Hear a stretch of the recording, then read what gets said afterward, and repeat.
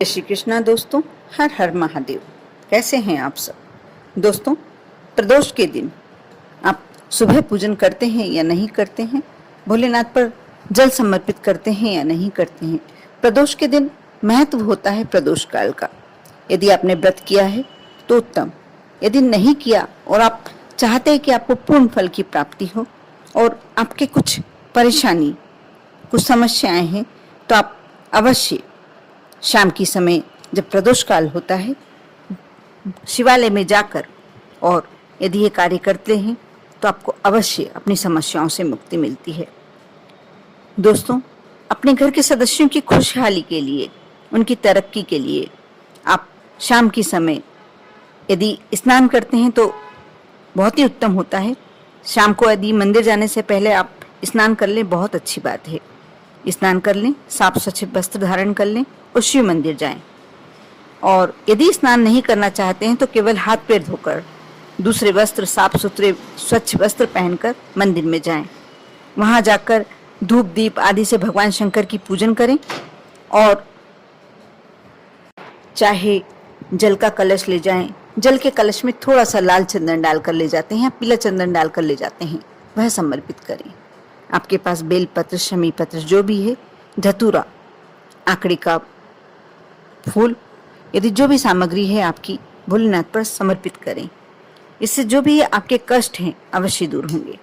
मानसिक रूप से शांति प्राप्त करने के लिए और अपने अंदर की पॉजिटिविटी बढ़ाने के लिए आप किसी शिवालय में जाकर शाम के समय, यदि शिवालय में नहीं भी जा पाते हैं तो आप ये कार्य घर में भी कर सकते हैं।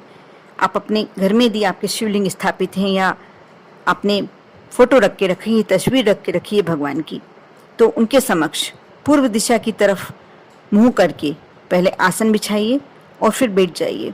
उसके बाद इस तरह से बहुत अच्छी तरीके से व्यवस्थित होकर बैठने के बाद आप ओम शब्द का तेज आवाज में गहरी सांस लेकर उच्चारण करें।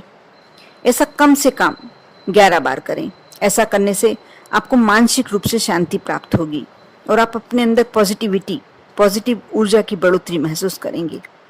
आपको या आपके किसी परिवार के सदस्य को कोई पुरानी बीमारी है, आप जल्दी से उससे छुटकारा पाना चाहते हैं, तो इस दिन शाम की समय यानी प्रदोष के दिन, रवि प्रदोष, ये बहुत महत्वपूर्ण योग लेकर आया है। शाम की समय घर में ही किसी एकांत स्थान पर आप आसन बिछा लें और वहां बैठकर महामृत्युंजय मंत्र का जाप करें।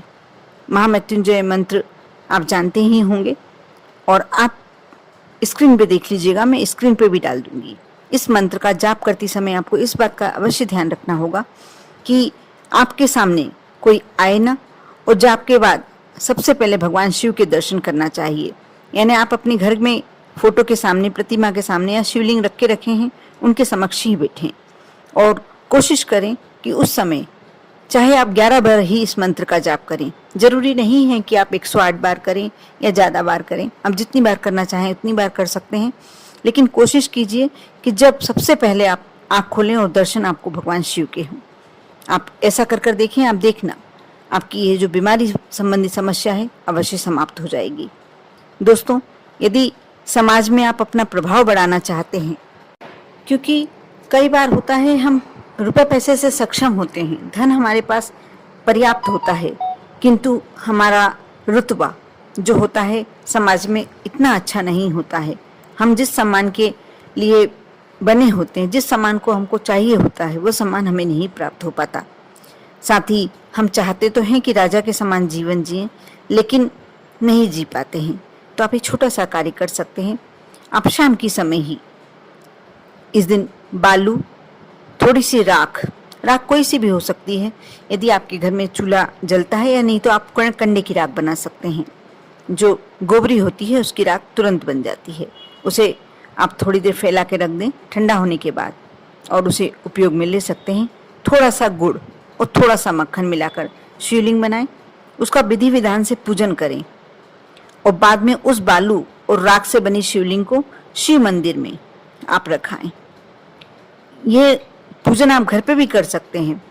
ये शिवलिंग बनाकर आपको पार्थिव शिवलिंग का पूजन, यदि आप मंदिर में नहीं रख के आना चाहते हैं तो आप यदि चाहें, आपके आसपास कोई बहता हुआ जल है, वहाँ आप विसर्जित कर सकते हैं। इस प्रकार शिवलिंग बनाने और उसकी पूजन करने से समाज में आपका रुतबा बढ़ेगा और आप एक अच्छा जीवन बिता पाएंगे। आप ये कार्य एक प्रदोष करें तो भी उत्तम है, और यदि एक से ज़्यादा प्रदोष करना चाहे तो कोई परेशानी वाली बात नहीं है। शिवलिंग बनाकर पूजन करना बहुत ही उत्तम माना गया है, और इसमें सारी सामग्रियाँ वो हैं जो भगवान शिव को समर्पित होती हैं। इसलिए आप ये कार्य अवश्य करें।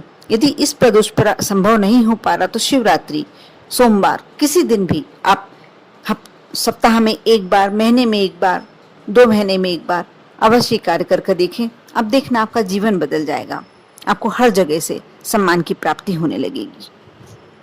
दोस्तों, मैंने शिव महापुराण के बहुत ही अचूक उपाय जो मैं जानती थी और जिससे कई लोगों को फायदा हुआ है, आपके साथ शेयर किए हैं। आप इसमें से जो भी कर सकते हैं अपनी पॉजिटिविटी के लिए, अपने अच्छे जीवन के लिए, अपने सरल जीवन के, सहज जीवन के लिए आप अवश्य करें और अपने जीवन को सहज बनाएं। आप पर और आपके पूरे परिवार पर भोलेनाथ की कृपा हमेशा बनी रहे। ओम नमः शिवाय।